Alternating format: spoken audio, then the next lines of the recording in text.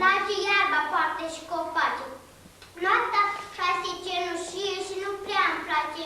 Cenușie e ca ceața care înghite dimineața.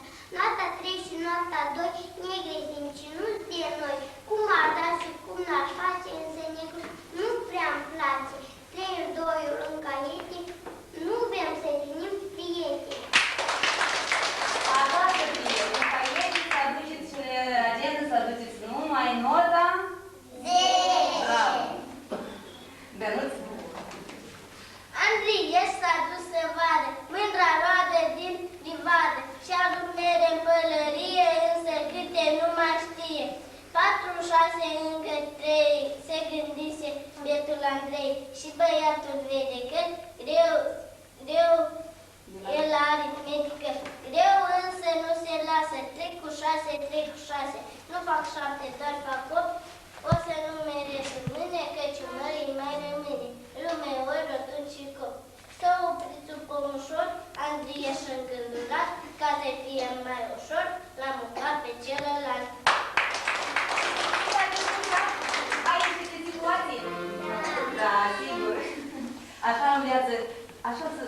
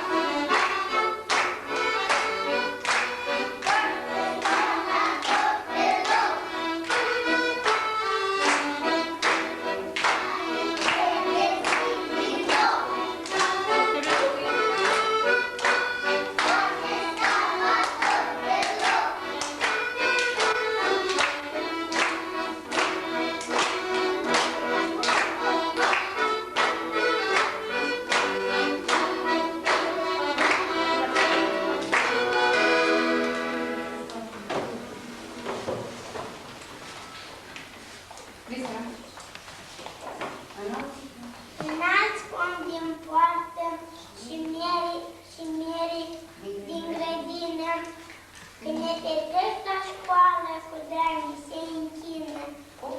O școală nouă, înaltă și albă ca o floare. Astăzi ne așteaptă cu brațe primitoare.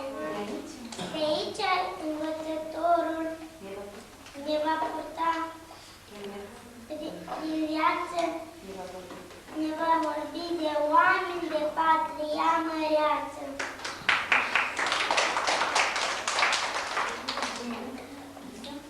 Semn la băncile.